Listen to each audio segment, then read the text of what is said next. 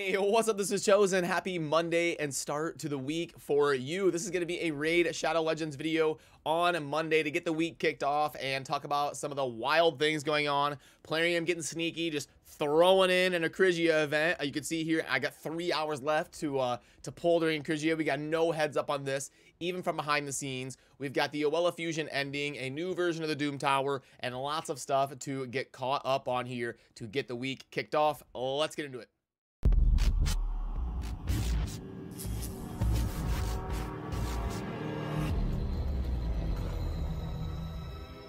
Alrighty, so first of all, this is going to be around the legendary summon party and more right here on the top of the news. And we've got a few different champions that are going to be popping up here. Now, obviously, the most insane one is right out the gate on Monday. We've got Acrizia. So all of the high spenders are going to be pulling for Acrizia. She is one of the most impactful champions in the game to add to your account. We saw this during the Shield Maidens Fire Night tournament with all the content creators, where Acrizia was saving some of their teams like 25 seconds on runs that take like 80 seconds. So she is just insane as a PvE damage dealer in literally all content. So you're gonna see a lot of people, even the people that already have her, they're gonna want another one for another Hydra team or to empower her or anything. She is definitely one of the top 5 most impactful champions. And then we've also got some other really good champions. Noct is fun. I wouldn't say he's in the Acrizia tier, but he's fun. Tamagia is really good as a AoE HP burner.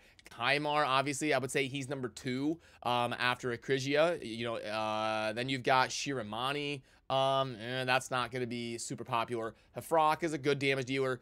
Ixlamor is, he's been power crept a little bit, but he's a good progression champion. And then Folway, same, he's been power crept a little bit, but he's a good block revive AoE damage dealer. So definitely the 2 to watch out for, mainly in my opinion, is going to be today for the next, by the time I get this video up, there's going to be like 2 hours left on the Acrizia. But let me know down below if you were pulling for her and all of that. And then also Kymar on a Tuesday is going to be from Ancients and Sacreds. And then if you are wondering about the rotation of the shards, we just had the 2x for ancient shards this last weekend that just expired, and that means that today we're probably just going to be getting these different 10x events. There's not going to be a 2x or anything. I thought we may see a guaranteed summon event for ancients, but it looks like they might be trying out this like 10x week, which I don't really like personally. I would rather have time off in between events and give people kind of time to catch their breath, and then have certain events going on the weekend rotation is how I personally like it better. But let me know if you disagree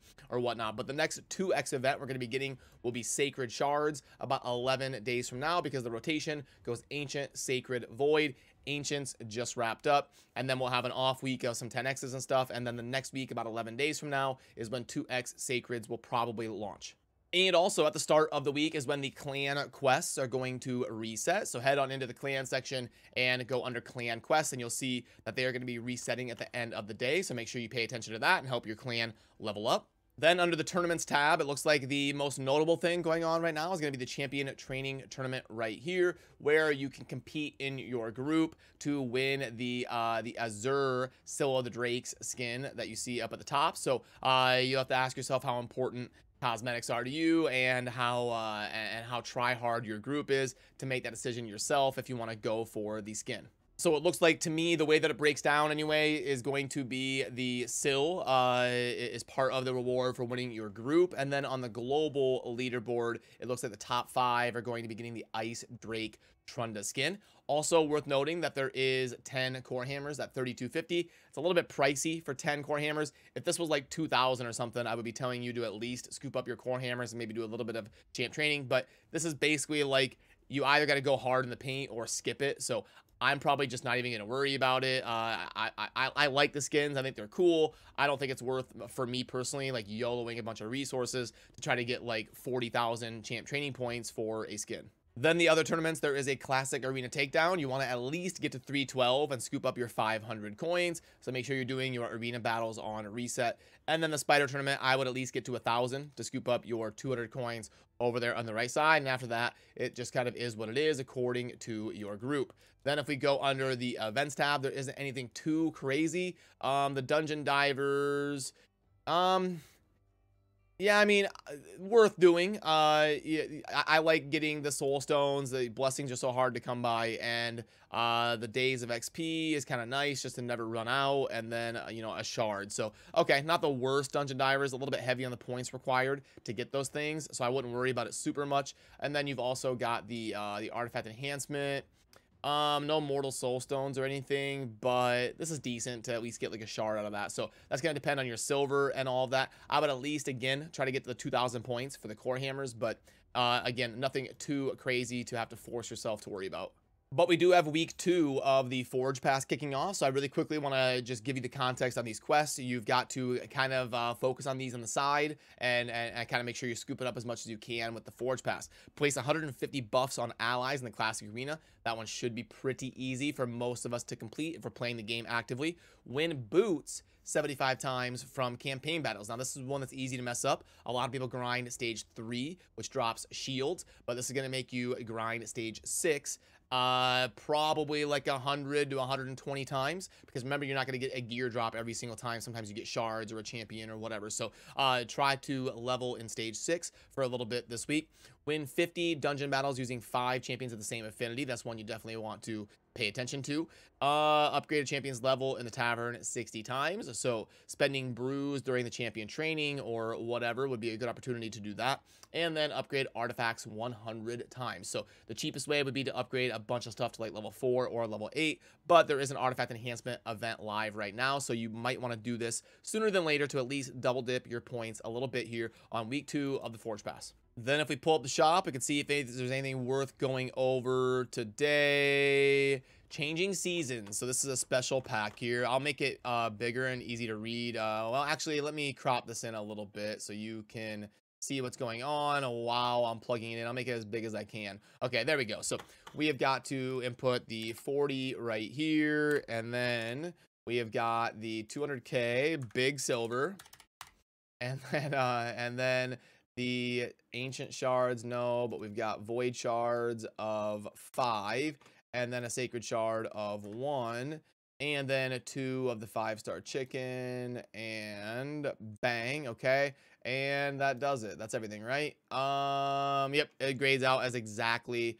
a 1.02 average pack. So decent for high spenders, but for low to mid spenders, that is a pass. The Great Deal Mix Pack is not great. Faction accessories, no. And the End of Winter Pack. Okay, what do we got going on here? Oh, wait, we've got 50 soul stones for 25. Am I crazy, or is that the cheapest I've seen them? Interesting. I don't know that I've seen them that price before. Let me put this in. Mortal soul stones of 50, and bang. Okay.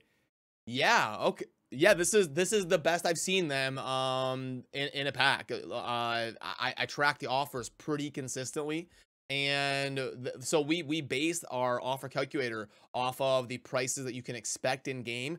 That way it's easy to notice when something stands out. So that's why our price here for the Mortal Soul Stones is 125, because that's usually kind of the average of what we see them for in packs. So now that we're getting 50 of them for for $25, that is going to be something we have not really seen. So okay, that's more in line with at least a fair value, because the Mortal Soul Stones are not that good. They shouldn't be $1.25 a piece, in my opinion. They don't bring enough value to be worth that.